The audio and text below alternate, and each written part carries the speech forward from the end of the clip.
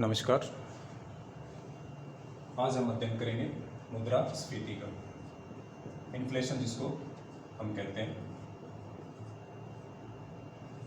मुद्रास्फीति क्या होती है? साधारण अर्थ में इसको महंगाई से समझा जाता है कि बाजार के अंदर अगर महंगाई बढ़ रही है तो हम क्या कहेंगे? मुद्रास्फीति बढ़ रही है, जिसके आंकड़े में न्यूज़पेपर में देखने को मिलते हैं या हम दैनिक जीवन में देखते हैं। क्या होता है मुद्रास्फीति? महंगाई से हमें अर्थ समझ में आता है कि महंगाई है मतलब प्राइस क्या हो रहे हैं आपके?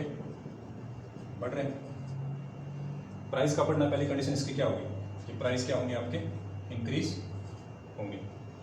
ये प्राइस कैसे इंक्रीज होने चाहिए आपके? क्रमिक रूप से होने चाहिए, लगातार बढ़ते हुए होने चाहिए। ठीक है। अब ये चीज़ें कैसे होगी, क्यों होती है ये चीज़, प्राइस कैसे बढ़ेंगे? तो बाजार की कंडीशंस आती हैं, मुख्य रूप से 3 कंडीशंस होती हैं बाजार में। पहली स्थिति होती है कि आपकी मांग और पूर्ति क्या है? बराबर है, यानी जितनी बाजार के अंदर डिमांड है उतनी ही क्या है? सप्लाई भी हो रही है।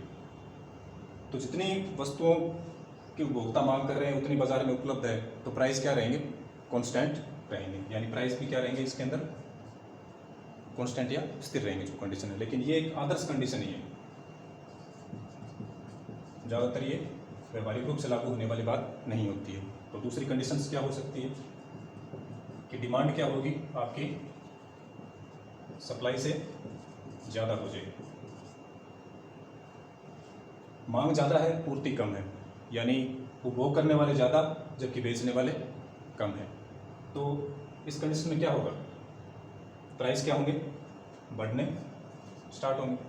यानी बाजार के अंदर 5 पेन उपलब्ध हैं जबकि खरीदने वाले उसी दुकान के ऊपर 10 देने आ गए, तो अगर दुकानदार क्या सोचेगा कि इनको देना तो है, सारे लेंगे, तो प्राइस को क्या करेगा? वो इंक्रीज करेगा। और ये कंडीशन सारे बाजार पे लागू हो जाती है, यानी सप्लाई कम हो रही है, डिमांड बढ़ रही है, तो प्राइस क्या हो जाएंगे आपके? बढ़ने स्टार्ट हो जाएंगे। और यही कंडीशन आपकी क्या कहलाएगी? मुद्रास्फीति या इन्फ्लेशन जिसको कहा जाता है। तो इसके एक प्राथमिक कंडीशन निकल के हमारे पास सामने क्या है? सप्लाई क्या होगी आपकी? कम होगी, प्राइस आपके क्या होंगे? बढ़ेंगे।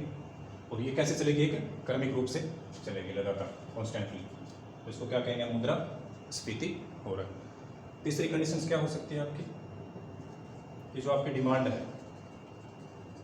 वो क्या हो जाए? सप्लाई से कम हो जाए, यानी बाजार के अंदर उसकी पूर्ति तो ज़्यादा है लेकिन खरीदने वाले क्या है? कम है। जब खरीदने वाले कम होंगे तो दुकानदार क्या करेगा? प्राइस डाउन करके अपने रिस्क कम करना चाहेगा, जोखिम को कम करेगा और उसमें बेचना चाहेगा, तो प्राइस आपके क्या हो जाएंगे? कम होंगे। इस कंडीशन को क्या कहा जाएगा? इसकी जस्ट रिवर्स जो कंडीशन है उसको कहते हैं हम अस्फीति या डिफ्लेशन।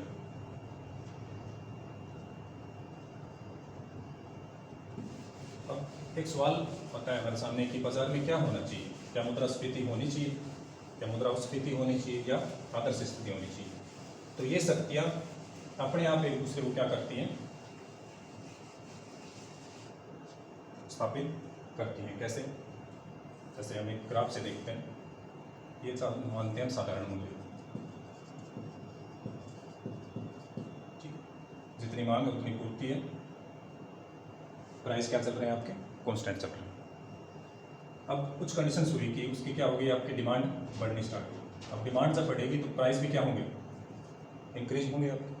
तो प्राइस जब बढ़ेंगे, साधारण मूल्य से प्राइस क्या हो रहे हैं आपके? ज़्यादा जा रहे हैं। अपनी कंडीशंस क्या थी? जब प्राइस बढ़ते हैं तो उस कंडीशन को हम क्या कहेंगे? इन्फ्लेशन या मुद्रास्फीति। अब प्राइस बढ़ेंगे तो या तो जो बिजनेसमैन हैं वो आकर्षित होंगे नई वस्तुएं बनाने के लिए, क्योंकि उनको क्या हो रहा है? लाभ अधिक हो रहा है। जब उनको लाभ अधिक होगा वो अधिक वस्तुएं बनाएंगे, बाजार के अंदर वस्तुएं ज़्यादा आएगी, तो क्या चीज़ बढ़ेगी? सप्लाई बढ़ेगी। जब सप्लाई बढ़ रही है, डिमांड उतनी ही है, तो प्राइस वापस क्या होंगे? डाउन होने स्टार्ट हो जाएंगे। वो किस तरफ आ जाएंगे? वापस साधारण मूल्य की तरफ। अब जब पूर्ति करने वाले बहुत ज़्यादा हो गए और मांग उतनी ही है या मांग कम हो रही है, तो बिजनेसमैन का प्रॉफिट क्या होगा? कम होता जाएगा।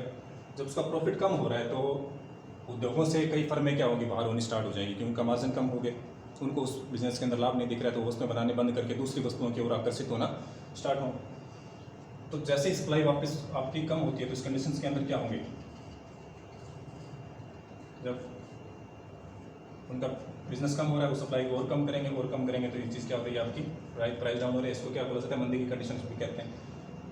अब जब वापस कम हो जाती है, सप्लाई वापस आपकी कम हो चुकी है, मांग आपकी उतनी है या बढ़नी स्टार्ट हो रही है, तो वापस क्या होता है, उनका प्रॉफिट बढ़ना स्टार्ट होता है, वो फिर वस्तुएं बनानी स्टार्ट करते हैं, तो प्राइस फिर क्या होना स्टार्ट हो जाता है, इंक्रीज होना स्टार्ट हो जाता है। और ये चक्कर लगातार चलता रहता है। इन्फ्लेशन, डिफ्लेशन, रिफ्लेशन, स्टैगफ्लेशन, कई कंडीशंस इसकी आती हैं, अलग अलग स्टेजेस पे होती हैं, जो हम इसी चैप्टर में आगे अध्ययन करेंगे। अब ये चीज़ें जब कम, इनके प्राइस कम होते हैं तो बिजनेसमैन के थ्रू हो सकते हैं, सरकार के द्वारा किए जा सकते हैं। कई कंडीशंस होती है, जैसे मुद्रास्फीति ज़्यादा बढ़ रही है तो गवर्नमेंट भी इसके अंदर प्रयास करती है, राजकोषीय नीति के माध्यम से कर सकती है, मौद्रिक नीति के माध्यम से कर सकती है। बाजार के अंदर मनी सप्लाई को कम ज़्यादा करके इसको कंट्रोल किया जा सकता है। तो ये सारी चीज़ें हम इसी चैप्टर में आगे देखेंगे। Thank you.